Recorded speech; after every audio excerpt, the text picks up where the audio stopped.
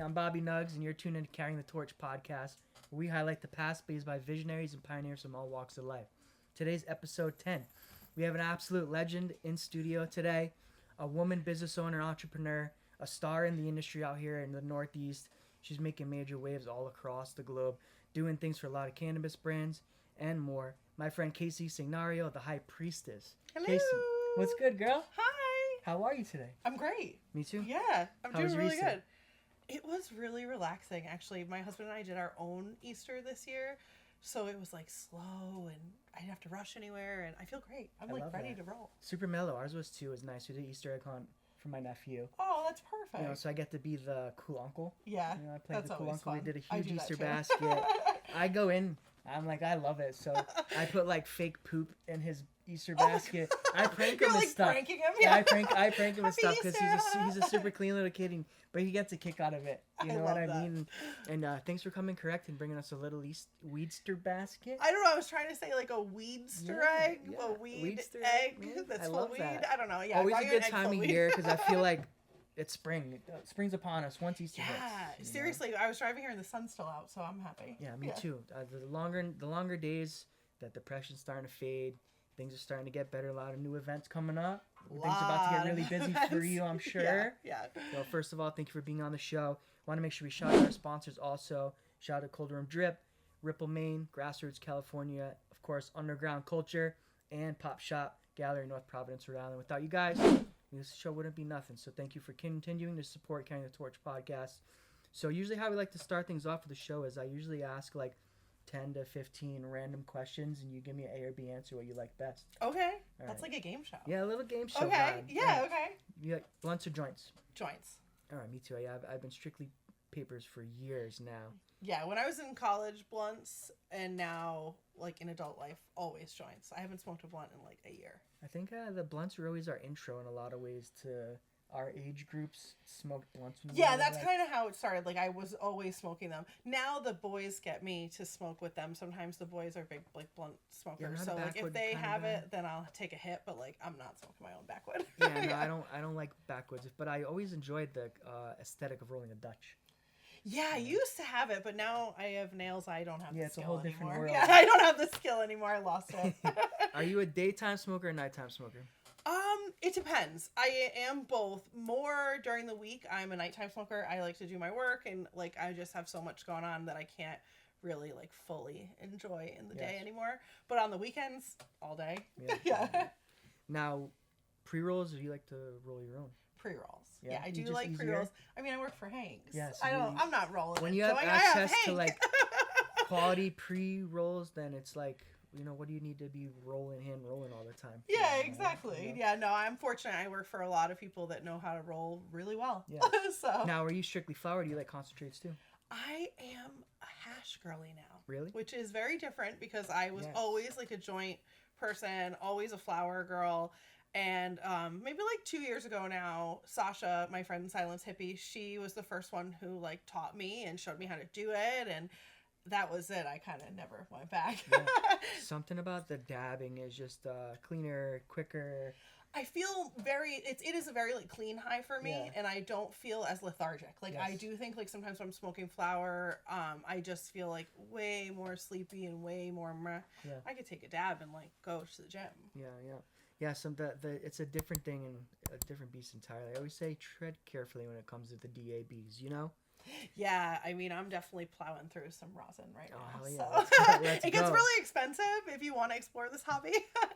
It definitely does, and be prepared to invest because you want to have access to the best quality if you're going to enjoy these types of things as a consumer, you know? Completely agree. Now, intimate networking event or large-scale expo, what do you prefer?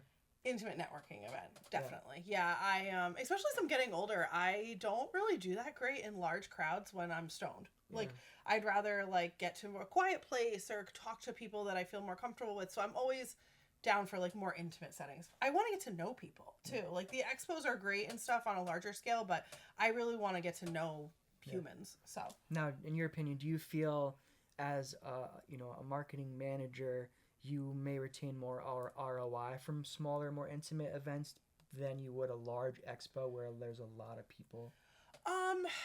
I kind of think they're the same because I did speak at NECAN last year. I got a lot of clients out of that opportunity and experience, and I love NECAN. I am very grateful to be a part of that conference, and I'm excited for your upcoming NECAN in Rhode Island.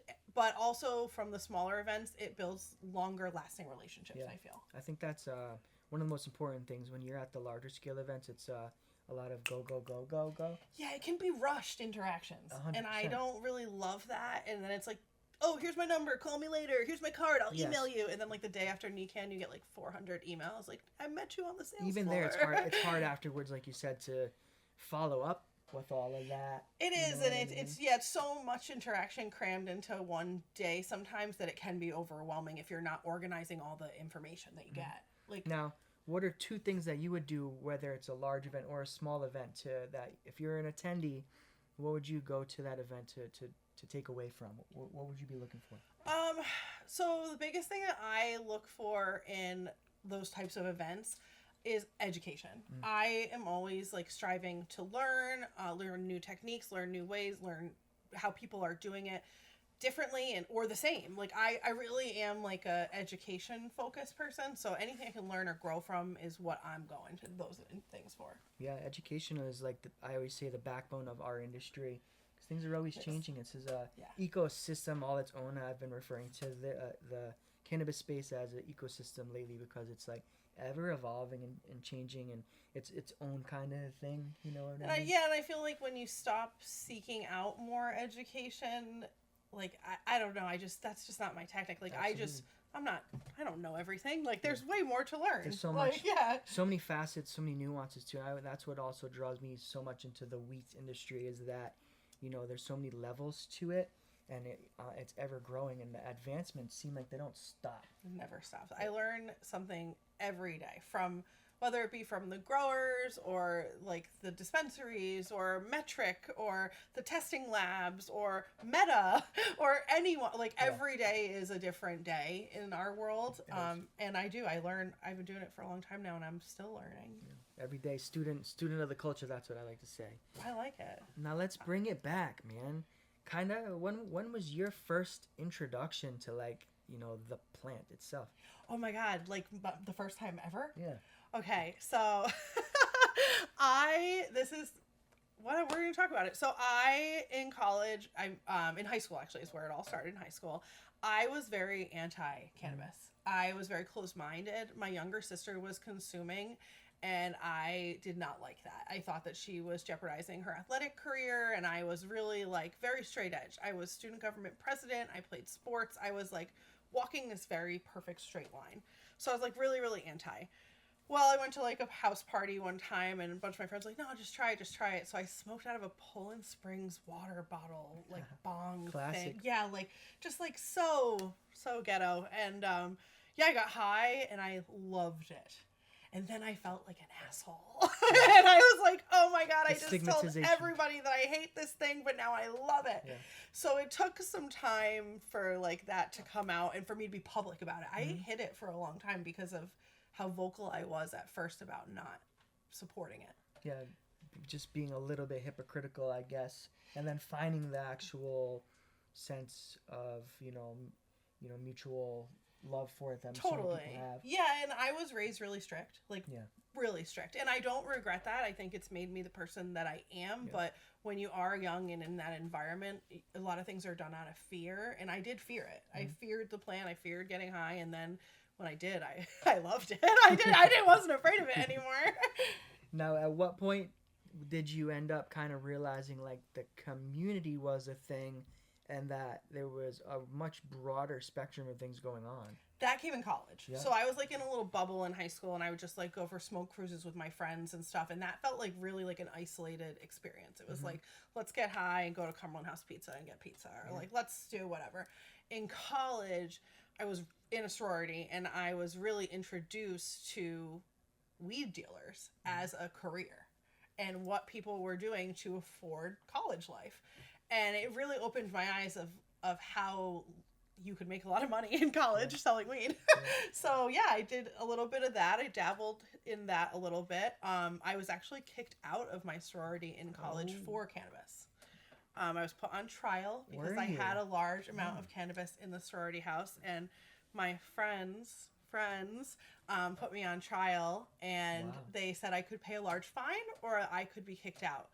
And I got kicked out. Wow. So this is the first like kind of like sense of, you know, it's disobedience and activism and freedom fighter kind of. Oh my God, totally. I was like, I'm free and I'm an adult now and I can do whatever I want. And I also was paying a lot of money to be in a sorority. It costs a lot of money to like to buy your friends almost. It was very strange interaction. I made a lot of great friends, but that whole process is a little weird for me. But I was already paying a lot of money to be in this sorority, and then they were like, well, you could pay more to stay in. And I just was like, you know what? Fuck you guys. Like, I can just go home and smoke by myself. Yeah. And I did. And I left. Well, and good on you. Yeah, it was awesome. It was like the best thing I ever did. What year was that? That was I graduated high school in 2008. And then that experience happened around 2010. Yeah, so we're like the same exact age. And at that moment in 2010, 11, things really started to progress extremely quickly here. Yeah, and I think people were really way more open. Yes. Like, we started smoking, like, a little bit more publicly, and it turned from small groups of people smoking to, like, large groups of people getting together to share and smoke. And, yeah, it really changed when I was in college. I really found that there were a lot more people that also liked this plant the way I did. Yeah, there's a whole... at the time there's a whole underground world. Now there's a whole mainstream industry. Yeah, it's wild how far. Globally. It's crazy. You know. Now, when did you realize this wasn't just a lifestyle for you? This could become a measurable business. So that actually came from my girlfriends. I was running Island Wellness. My husband and I started some holistic wellness centers in Rhode Island. And I started doing some private 420 things at night just because I wanted to get high in my salt cave. And like, I wanted to do that. And I thought maybe other people would want to do that too. Turned out a lot of people did want to do that. Well, my friends, Sasha and Lala, they had already been cannabis creators. And we met through Instagram and my business, and we became friends, and they taught me. They really like brought me in and showed me what it could do in terms of not only monetary gain, but like really reaching a lot of people and helping a lot of people. My first page was really education focused. I talked a lot about CBD and cannabinoids and how this could all help you in a holistic wellness rounded way. And that's why that page got deleted. Yeah, and that page doesn't exist anymore. But yeah, it really did come from my friends. They taught me. So for you, the sense of community was the door that opened your eyes to the culture, the community, and the industry. Yeah, it was like one step of it. I still was a little bit removed from the actual cultivators and the actual business of it. I was kind of doing my own show with my own little events and my friends, and I was growing as a creator and an influencer. And it wasn't until a Quidnick Harvest Company that I really stepped into the industry and really am where I am today. Let's shout out Quidnick real quick and Timmy over there. I love them. Love you, Tim. What is their business and the model that they represent, really? Yeah, so Quidnick Harvest Company is one of the #1 manufacturers in Rhode Island. They manufacture a lot of different products for different brands, and they also have their own in-house brands. They are probably most well known for the Rhode Island Roadies, which is a 5 milligram full spectrum edible. It's awesome. It comes in 9 awesome flavors, and all the flavors are named after places in Rhode Island. So ODBC Cherry, Prov City Pink Lemonade. We have all different cities, Gansett Green Apple, all kinds of stuff. They also have Sammy G's. They also manufacture Coast Gummies, which is a very popular brand in Massachusetts and Rhode Island. And Tim was the first person to ever hire me. He reached out. He liked what I was doing online, and we got together, and he was like, I think you could like help me and do this. And I had never really thought about helping other people with their social media. I only thought about promoting their stuff on my page. Yeah. So Tim really opened my eyes to like, oh wait, I could run and help other people. And then Tim referred me to a lot of other people. Yeah. And he made it possible for me to grow. That's awesome. Shout Yeah. out to AHC, man. Yeah. I actually ironically live in Tim's old apartment currently, and No way. we found this out organically. That's so Rhode 'Cause Island. I sent him my address. He's like, dude, like That's what? so Rhode Island. And he like sent me a picture of like him and his wife with their like business plan for AHC in our living room. I was like, dude, like that's crazy because so many creative things has happened for us, and I've written hundreds of articles and throughout the whole pandemic in that apartment. So something about There's some the energy in area your there. apartment. You guys Yeah, gotta like some harness strong all of energy. that. I Yeah. definitely respect, what they've done. So in a lot of ways, AHC provided an opportunity for you to create something new for yourself in a lot of ways. Oh yeah, And it you did. saw the opportunity to also begin to work with other brands. Now, is that how High Priestess Creative kind of formed? Yeah, exactly. So once that kind of all came around and I started taking on more clients and different brands and working with them, I still had my wellness centers at the time. Yeah. So I was running 2 brick and mortar businesses and running a marketing business and trying to be a wife and a friend, Yeah. and like something had to give. So my husband and I decided to sell our wellness centers. It was one of the best decisions we ever made. I'm really happy that I did. The one in Middletown is still open to this day I saw that. under new ownership, and it's great. Other people can enjoy it and it can live on. Yeah. And since then, I've been able to kind of grow, and I now am able to provide a full service marketing agency. Everything from social media to websites to billboards to photography to kind of whatever the client needs. Yeah, that's amazing. There's also like so many things that can go into, how you can get exposure for some of these brands, and Oh, yeah. also extremely limited because of the context of the business we're in. But you also have been able to get, a few brands in high times recently. Yeah, I have a great working relationship with High Times. They do a feature called Nug Shots. Yeah. So they're really, I'm loving what they're doing since Josh purchased the magazine. Josh from Raw has now purchased High Times. Josh, I love you. Thank you for everything Big you do ups. for me. I think it's really cool what he's done is he's made this section in their weekly email blasts and in some of their print articles where they're showcasing the cultivators, not only the like regular mainstream cultivators, but they're kind of showcasing everyone. They're showcasing home grows, they're showcasing photographers, they're showcasing cultivators, really a nice broad community net. And yes, a couple of my clients, Green Med Pros and East Coast Cultivation, have been selected and That's featured. awesome. Multiple award-winning brands too, and a lot of them are just top quality people, top quality product all across the board. And Yeah, it's really important to me that I align with the quality of product that I'm representing, Yeah, because I absolutely. would never want to tell customers or tell the public to go out and grab this item if I wouldn't even smoke it myself. Yeah, I think So- you got to be true to who you're representing. I do. Because I think that in our industry, that also people know who fakes the funk out here. Oh, we know.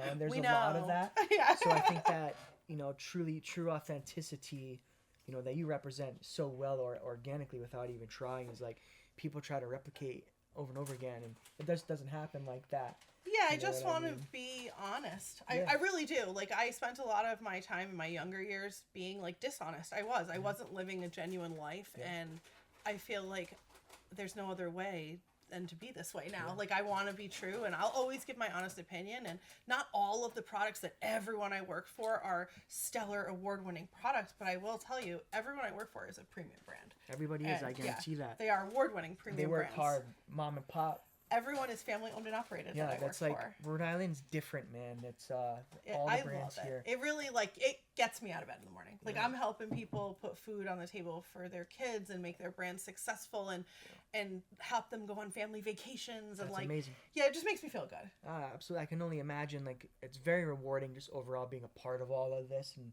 Yeah. having a place in it all and getting to make your own little history, make your own mark.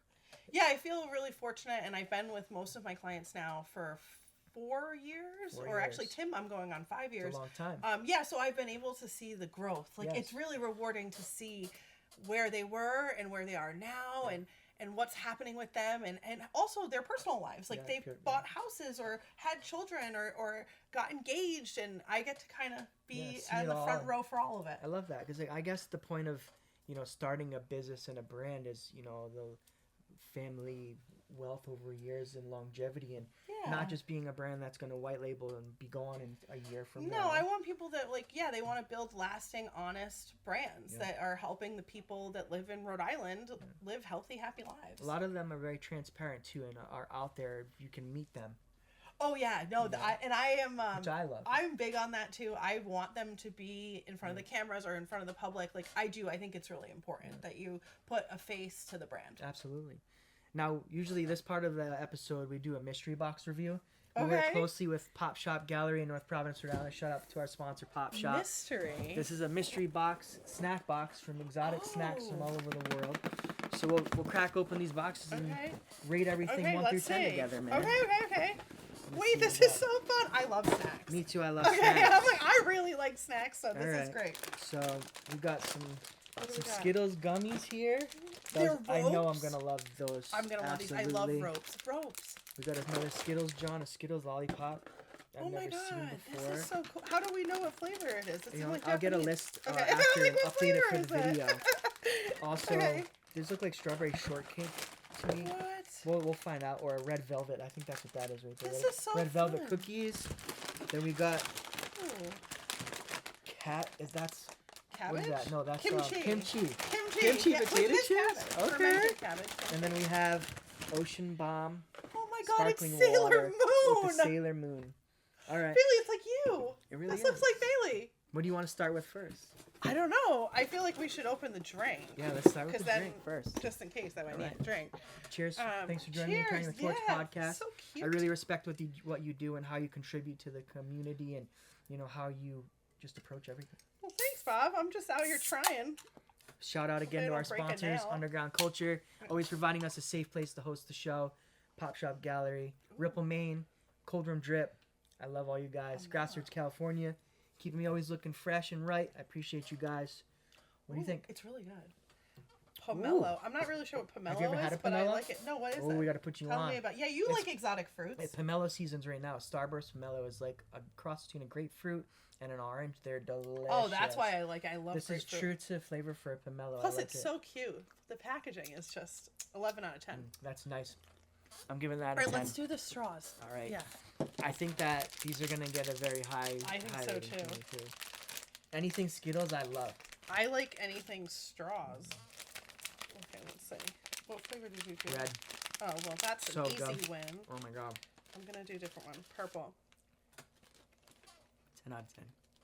Tastes like Skittles. And they're really on point with the flavor too. It's not like What kind of it tastes witchcraft just is like this? a red. Tastes like a red Skittle. It's good. I like the giraffe. It reminds me of that gum. I can't remember. Juicy fruit. Oh, the maybe, or- zebra gum? Yeah, zebra stripe gum. Yes, zebra stripe gum. These are good. Okay, so far so good. Chips, cookies, or pop. I don't know. You pick next because All I right, picked let's do the straws. cookies. Go ahead. I think that these are red velvet cookies, guys. Shout out Pop Shop. They are one of the largest distributors of exotic snacks on the eastern seaboard of the USA, This is shipping so worldwide, globally. He I'm just gonna have opened to his get second warehouse. I need So- to get some. This is fun. Ooh, they smell good. This is a Oh. unique experience, man. What is in this? Strawberry, chocolate chip, white chocolate. Strawberry shortcake. That's delicious. These flavors are like spot on. Very good. Well, I like those. Does it have a raisin in it? Yeah, Is that a raisin? it might be. A fig. Fig? It's good. Raisin? I have no idea, Bob. Oh my god, this is delicious though. I That's like it. very unique. I'm giving that a 9 out of 10 because I didn't That's have a cup of unique. milk with it. Yeah, if you I- need you need something If I kind had of the wash cup it of down. milk, let's go on the chips Okay, now. let's do the chip. Kimchi chips. Casey Sanginario, the High Priestess. What's one mistake that you see these brands though make over and over again that you'd like to see them start correcting? Is it Oh, social Lord. media? Is it starting the facility? I think that I think that the biggest thing, it's not always like the marketing, honestly. That's everyone's unique identity and stuff. Sometimes it is like how the facilities start. Yes. It's I think to have a successful brand, especially if you're going to start out, start small and then expand. Yeah. Don't really like go all in and get the best of everything, get all this like there's already so many resources and other people that will help or give you past things they've used, and Yeah. I just think start small and grow from there. Yeah. Because sometimes if you jump in and you get a big license or you get a big facility or a big dispensary, it's like you can't keep up. You're always going to be chasing. You're going to be drowning the whole time. Yeah. So you want to play in the green as much as possible. I think that their approach in Rhode Island is on point. I can't open these to save my life. I can't either. I think so too. These smell good. That's why I was a little stumped, because I don't know if anybody's doing it wrong. Tastes just like kimchi. Wow. Wow. I'm going to need a breath mint. I really These are Me too. like... They're like kimchi, spicy kimchi. Oh my to god, the Bob, max. don't like let me breathe on you. Now I'm nervous. Those are good, man. Those are good. Sailor Moon, help me. Now you can cleanse your palate though with this last but not least. Okay. Wait, I'm gonna give those. That's 8.5 out of 10. I don't really like kimchi, but kimchi chips. I do slap. really like them, but you gotta like brush your teeth. Yeah, after. after for sure. All right, lollipop here. Can't wait to open anything. How's the Ooh. lollipop? Oh, I really like It's mine. pretty. That's delicious. The color Man. is good. Well, I think mine's like peach mango. I really enjoy that. it's definitely mango. Yeah. So, let's talk about it. What are some of your tips for building a brand from scratch, man? You gotta like to work. I'll tell you that much. You gotta really want it. You gotta really want it. And be organized. I think that's probably like one of my strengths is I am an extremely organized person. Sometimes to a fault. I really have some control issues sometimes where I want everything to go perfect and I need to like lose some of that. But I do think organization is the key to having things successfully evolve into finished products. No, I completely agree. And putting that attention into detail for everything is important. But also, there's a recipe for everything. You kind of, if you're paying attention out there and watching other social media pages and people you're kind of learning from, there's a format. Yes, there's definitely format. There's definitely ways to play along with what the algorithm wants. You can like play into that. The biggest tip and trick right now I have for people is it's really pushing templates on Edits. Edits is another app that is owned by Meta, but it helps you format and create reels. Yep. So they really want people to use that app to then push their content onto Instagram. If you then use templates within that app, you're rewarded even more. Yep. So that's like their big thing right now. But yeah, I watch like all of the podcasts, all of the news releases. Like I watch a lot of boring stuff. Well, I think to be in, your position and to have grown exponentially like you have pretty quickly, you really got to focus and be in the know and like really have your finger on the pulse of A through Z, what's going on. Yeah, I think so. And I think that social media changes so quickly that if you don't do that, it will be detrimental to like what you're trying to do if you're trying to work in that space. I'm excited because like I'm going to keep expanding like what I'm learning. I'm hoping to take some branding courses over the summer and like I just want to learn as much as possible from other people that are doing this. Yeah, absolutely. And now all that comes down to you assuring your clients are satisfied and you're trying to learn and strategize the best ways to bring ROI, which I think on LinkedIn and in our industry now, the term ROI is thrown around a lot. Ugh. Now, like what is, it totally is. for people who aren't in the know of like the business side, what does that even mean? Okay, so ROI is return on investment. A lot of people will come to you and say, okay, well, social media costs this much a month to run. How can you show me that my return on investment is worth it? So if I'm saying I'm going to charge you $500 a month, you want to say that you're going to make $1,000 a month to justify my cost and to make some profit. In social media world, there is no way to do that. The only way that people really judge that, and it does kind of skew other people's perceptions, is when restaurants and food go viral. That's an immediate thing where people are rushing to that location to buy that product to continue to support it. It clouds other people's judgment of what social media is. I agree. And it makes other people think, well, just make me go viral. And it's like, first of all, in cannabis, not going viral. Nobody's going viral. They are blocking us. They do not like cannabis. It's against community guidelines. We are censored and lowered no matter what. So that's not happening. So that's always like the first conversation I have to have is like, we're not going viral, but we're going to have a good strategy. We're going to have fun with it. It's going to be organized and everything is going to be on brand to represent your brand. And that's kind of the way I try to do it. Yeah. What else are you doing to diversify since, Instagram's tirades? How else have you been able to bring ROI to the table? I did see that you broke new ground and you were one of the first to get one of these brands in Rhode Island on the screens at the is it Amica Mutual Yeah. Pavilion? Oh, yeah. That was really special. So that was, I can't take credit for that experience. I was part of it and I did help plan a lot of the marketing, but that was a collaboration between Solar and Aquinic Harvest Company.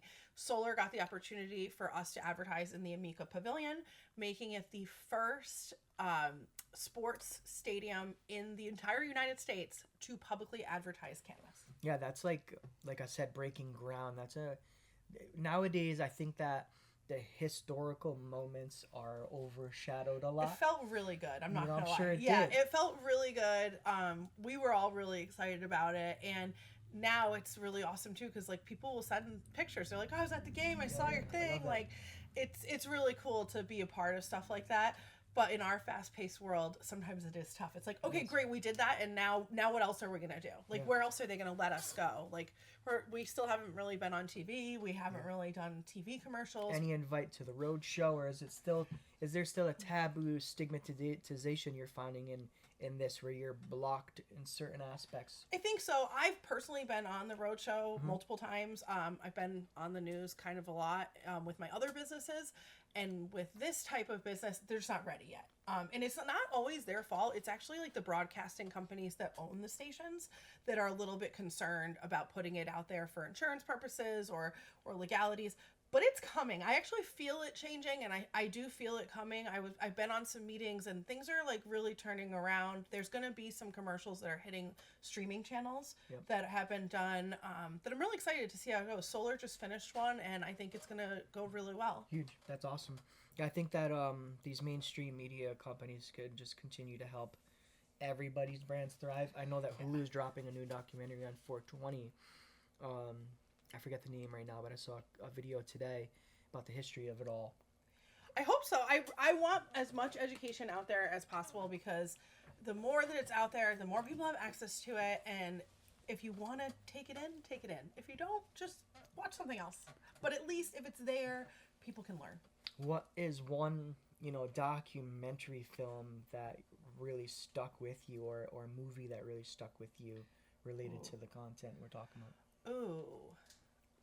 That's so this isn't like a weed thing, and it's also like kind of weird because I am a big feminist, but for some reason this show really like drove me in my career, and it was Mad Men.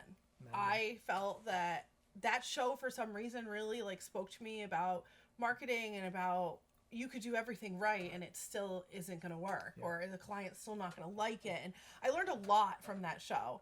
And I learned a lot about like feminism from that show as well. But I think that was like one of the big shows that kind of first switched my brain to be like, I could be a marketer. I could do that.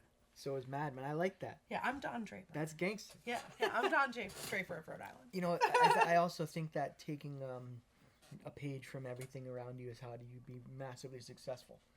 You know what I mean? And finding those different ways to gather inspiration. Always. I'm like a sponge. Like, I don't want to be the smartest person in any room. If I'm the smartest person in the room, I have to go to a different room. I really want to be around other people that have grown and learned things so that I can follow in that path. Like, I really don't know too much. Like, I'm just out here trying. Just out here grinding. Kind of like, yeah, I always want to be around people that are more experienced and more intelligent than myself.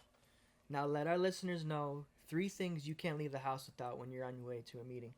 Chapstick. Love chapstick. I love I chapstick never too. leave without chapstick. Sunglasses.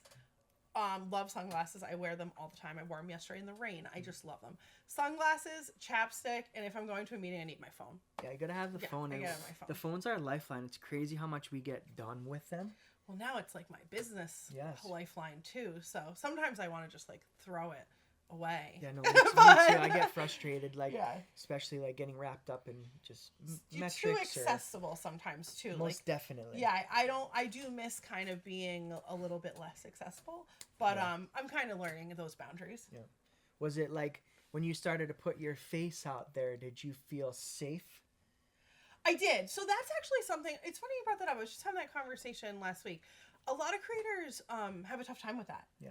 I don't know why, but like I always kind of exuded this energy and I really don't get it too much. I had a rough spot about it where for some reason there was like a little weird period in my influencer time where everyone was commenting on my body.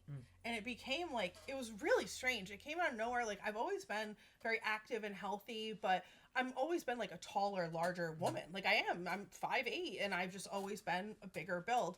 And people just went for it for about like 2 months, and that really fucked me up. I'm not gonna lie. I've always been a much shorter man. We're a good So pair, hey, man. dude, you know you gotta play on your strengths when you got it, you know. Well, and it's also like, it sucks sometimes. It's like these strangers on the internet can just be so rough. Yeah, and I think it's tough. But yeah, I'm fortunate I have a great support system. My husband is the best, and I got over it, and it really kind of died down. Like, once you address it in a public way, they do stop. Yeah. So I think that I made a video about it, and everyone was like, "Oh my god, I can't believe this is happening," and it kind of stopped. So sometimes addressing it, I'm sure, can really help handle the situation. It is, but you know what sucks is, like, with Meta and how everything is with Meta, it's a little bit nerve-wracking sometimes to truly put that kind of opinion out there, because you don't want your page to be reported, or you don't want somebody to attack you and take down what you've built. So it is like this fine line of like saying what you really mean, but not really. Yeah. It's a double-edged sword. You really gotta. I just keep my head down. I dot my I's, cross my T's. I stay in my lane. I try not to feed into the constant, because there's always a wave of there's a lot out there. Ever flowing drama, and there is. As you know, everybody's kind of robbing Peter to pay Paul out here, especially in the mass market. Not so much in Rhode Island, but a lot of brands are built on money owed. Yes, and I think that when that gets into the internet world, it gets really messy, and I don't think that that's like the place for it. And I don't think that the internet place is a place for any kind of call outs or anything. Like, we're all adults now. Like, you guys handle your business. Like, I'm on here for dogs and weed and like cute cats. Yeah, like, that's all I want to say. At the end of the day, people forget that, sure, this is now a business, but first and foremost, this is what we all found peace from, a second way of living, and a chance to check your baggage at the door and be something new. It changed my life. Let you have an escape.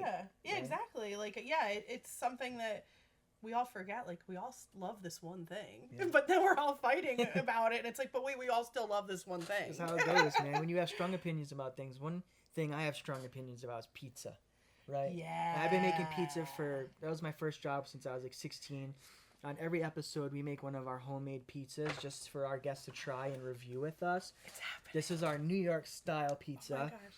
This is pizza and candy. Dough made from scratch. We are munching. This is awesome. We're munching. I'm so man. happy. And grab a Okay, so napkin, you did this all your the dough and grab everything. A slice. Yep. This is a 3 look out, cheese Sailor blend. Moon. 1950 cheese is one of my favorite purveyors of cheese. This one. This one looks crispy. Yeah.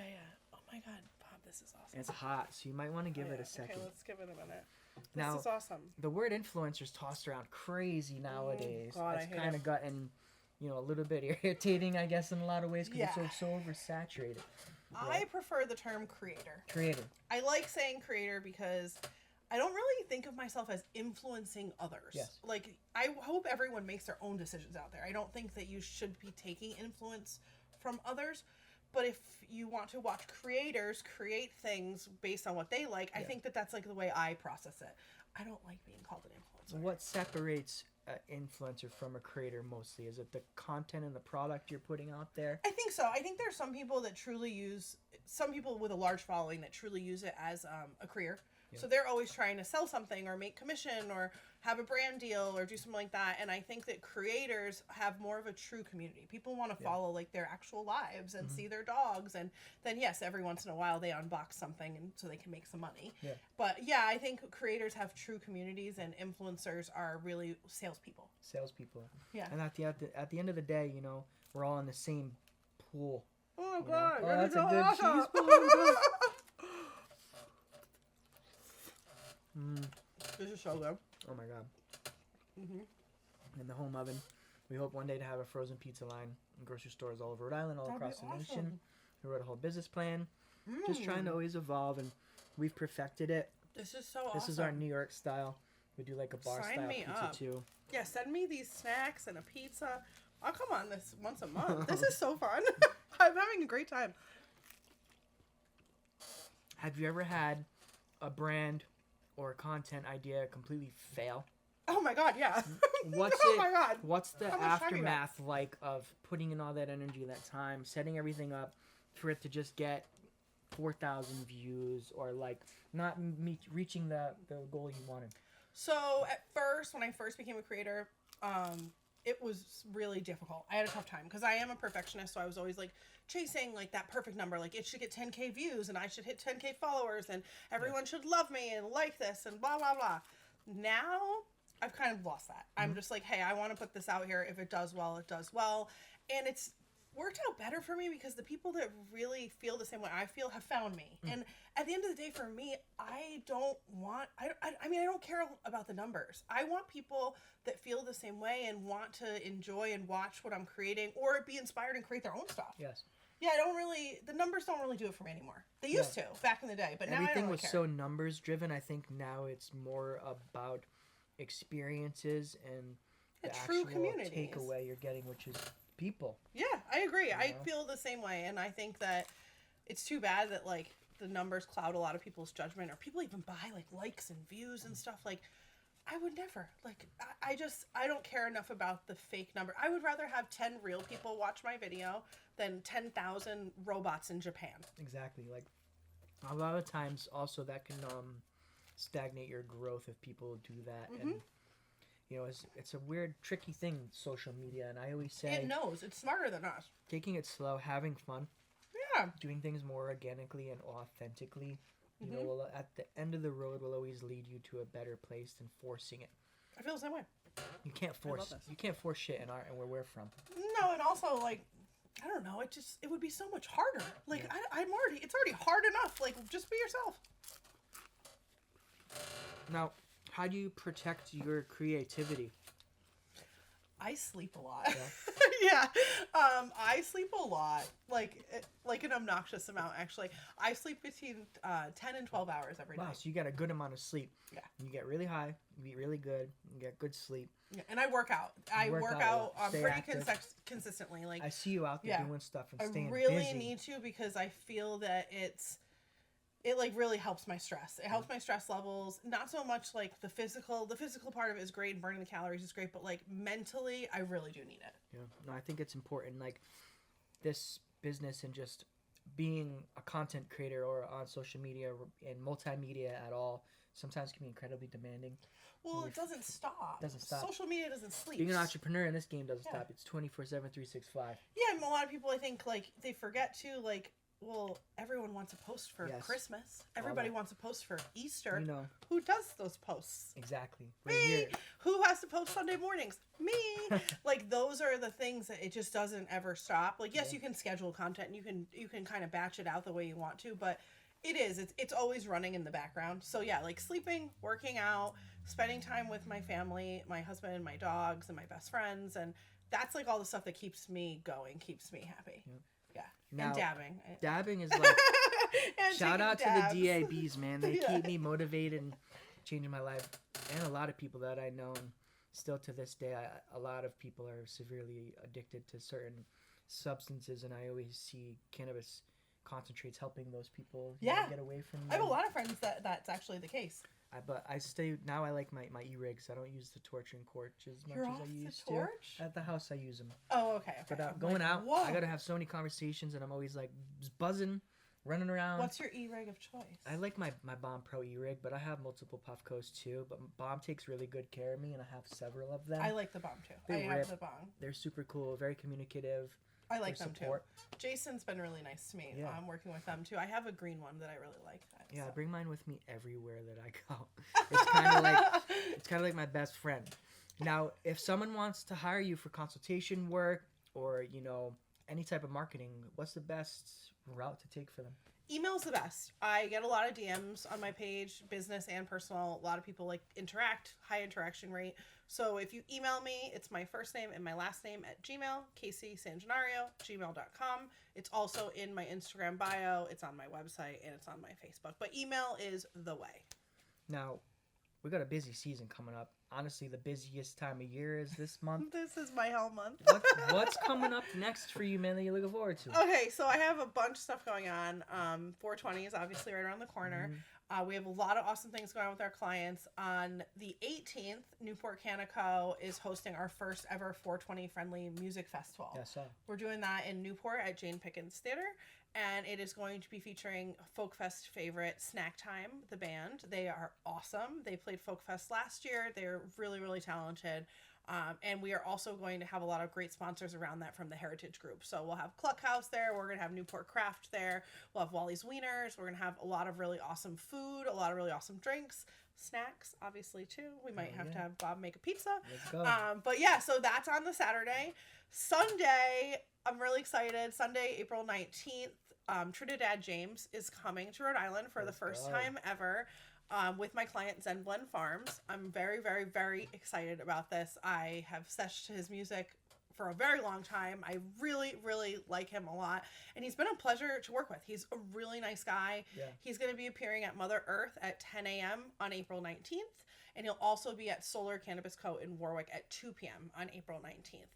In order to get a photo or an autograph or interact with him, we just ask that you support Zen Blend by purchasing any Zen Blend Farms products. That gets you in, meet, greet, photos, whatever you guys want.